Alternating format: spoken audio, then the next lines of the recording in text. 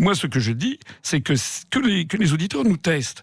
Qu'on ait quelques députés de l'Union populaire républicaine qui soient les porte-parole du Frexit au Parlement européen. Nous, ce que nous ferons si on est là-bas, c'est qu'on montrera aux Français, notamment par notre chaîne de télévision UPR TV, où on a 113 000 abonnés, on fera des... Pub au passage. Oui, peut-être pub. Oui. On fera des reportages sur ce qui se passe au Parlement européen. On montrera le dessous des cartes, notamment toutes les affaires les lobbies, les éventuels soupçons de corruption, de détournement de fonds. Et puis nous serons les porte-parole des Français qui veulent le Frexit. Parce qu'il y a des gens qui me disent « Oh, mais vous comprenez, les Français ont peur, nanana. » D'accord, il n'y a jamais de vrai débat approfondi sur toutes ces questions en France. Il y a un sondage qu'on m'a sorti l'autre jour sur CNews. Paraît-il que 23% des Français voteraient pour le Frexit aujourd'hui. D'autres sondages disent 30-40%.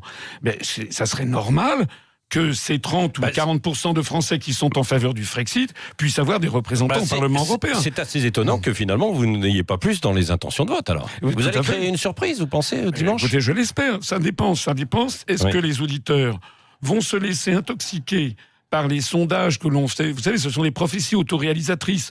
Des gens qui disent « Ah oui, j'aimerais bien, mais comme il va faire un petit score, etc., je vais voter pour quelqu'un d'autre. » Alors, parfois ce n'est pas faux, vous avez raison. Bon, et bien donc que les gens votent. Il n'y a qu'un seul tour. Il n'y a qu'un seul tour. Il n'y a aucun risque à voter pour l'UPR, il n'y a que des avantages.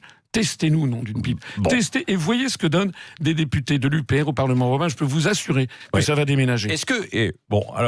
on votait pour l'UPR, on a bien compris. Mais si vous aviez le choix, est-ce que vous êtes plus proche de Jean-Luc Mélenchon, Emmanuel Macron ou Marine Le Pen ? Écoutez, moi, honnêtement, je les mets tous dans le même sac.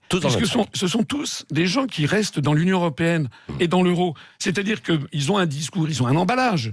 L'emballage marketing.